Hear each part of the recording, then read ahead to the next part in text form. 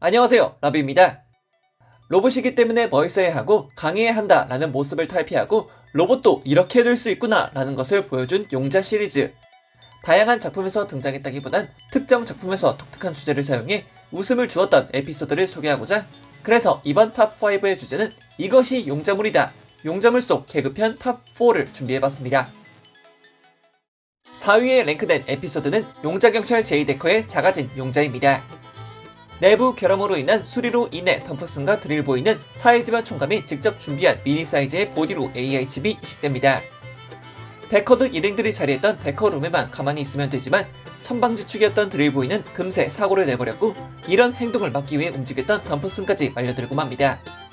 어떻게든 다시 데커룸으로 들어가기 위해 서로 아이디어를 짜내긴 하지만 로봇이었던 데커드 일행이 배달 음식을 시켜먹을 리는 만무했고, 그대로 식당까지 가게 되어 튀김이 되기도 하고 돈가스 덮밥의 재료가 되기도 하고 사나운 개에게 쫓기기도 하고 땅에 버려진 껌에 방해를 받는 등 온갖 고생이란 고생은 다 하게 됩니다.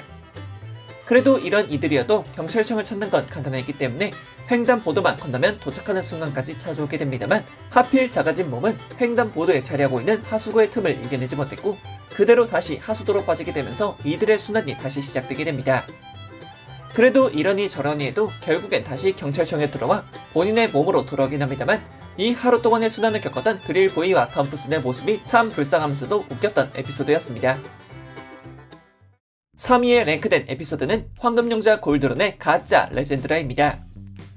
드란 일행이 목표로 하고 있었던 고향 땅 레젠드라로의 길을 가리키는 금빛 레일을 타고 가던 중 행성 주위로 대놓고 레젠드라라고 적힌 걸 보고선 드란 일행들은 드디어 고향 땅에 왔다며 기뻐합니다. 황금의 땅이라는 것을 보여주듯, 그리고 드란 일행들이 레젠드라의 용자임을 나타내듯 이들을 따뜻하게 받아주는 국왕이 등장함으로써 정말 우리들의 여행은 여기서 끝인 건가 라는 아쉬움을 토로하게 됩니다. 그러나 이 모든 상황은 다시 나타난 금빛 레일에 의한 의문을 시작으로 해당 행성은 레젠드라가 아닌 소드라 행성이었음을 깨닫게 됩니다. 레젠드라의 국왕으로 나타났던 인물은 다름 아닌 소드라 왕국의 왕이었고, 본인이 진짜 레젠드라로 가기 위해 모든 일을 꾸미고 있었음이 드러나며 드란 일행들이 이 행동을 막아서기 위해 교전에 들어가게 됩니다. 그러나 항상 TV를 보며 드란 일행들의 전투 데이터를 해석했던 소드라 왕은 오리지널보다 22% 강한 골 소드란을 만들어내었고, 이는 다른 용자 로봇들의 앞에 나타나 드란 일행들을 완벽하게 이겨내는 모습을 보여주었습니다. 그러나 또 하나의 용자, 아니 자칭 상어 구조대 캡틴 샤크와 이타 이잭이 등장해 짝퉁인 용자 로봇들을 물리치고 다시 여행길에 오를 수 있게 하는 승리를 받아내게 됩니다. 하지만 아직까지 정신을 못 차린 소드라 왕은 드란 일행들의 뒤에서 쫓아오고 있던 시리우스에게도 똑같은 행동을 저지르는 등 여러모로 머리 아픈 개그를 듬뿍 담아냈던 에피소드였습니다. 2위에 랭크된 에피소드는 용자경찰 제이데커의 여장한 보스입니다.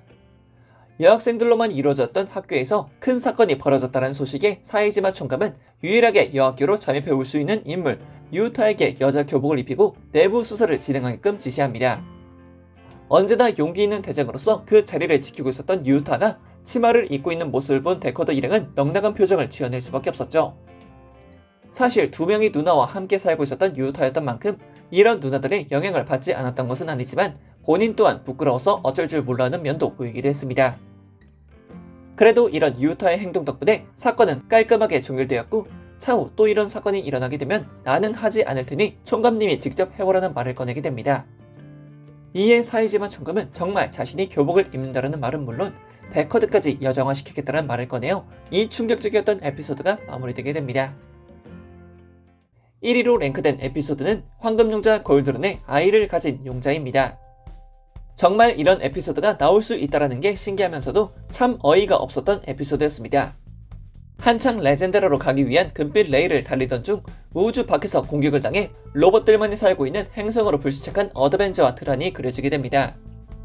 정신을 잃은 드란을 보살핀 것은 마리아라는 여성 로봇이었고, 이 마리아의 입술과 드란의 입술이 맞닿게 되면서 마리아에 내장되어 있던 동족 보호 장치가 기동하게 됩니다.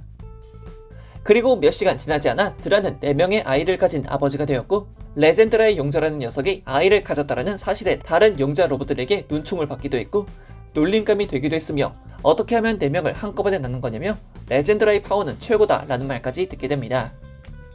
아버지가 되었기 때문에 아이들과 놀아주면서도 아내인 마리아의 말에는 또 고분고분하겠다라는 모습을 보였기 때문에 주인공 용자 로보조차 아버지가 되면 얄짤없구나 라는 것을 직접적으로 느끼기도 했습니다. 사실 그 이후의 이야기도 나름 재밌습니다만 이미 정신이 혼미한 에피소드이기 때문에 집중해서 볼지는 잘 모르겠네요. 보다 인간에 가까웠던 용자 시리즈 제이데커의 경우엔 나름 있을 수 있는 일들이었기 때문에 고개를 끄덕이며 그럴 수 있지 라고 생각했지만 골드런의 경우에는 대놓고 개그적인 요소가 다분했기 때문에 이렇게 정신 나간 에피소드도 나올 수 있었다고 생각됩니다. 애니메이션 캐릭터가 직접 TV를 보며 22% 강한 로봇을 만들어내었다거나 용자 시리즈의 최초로 아이가 있었던 용자라는 건 정말 파격적이었기 때문에 그 당시 골드런을 보셨던 분들이라면 충분히 쇼킹했을 장면이라고 생각됩니다. 앞으로도 다양한 슈퍼로봇 애니메이션을 소개해드리기 위해 다양한 컨텐츠를 준비해서 찾아뵙겠으니 즐겁게 봐주시면 감사하겠습니다. 그럼 그때까지 여러분 안녕!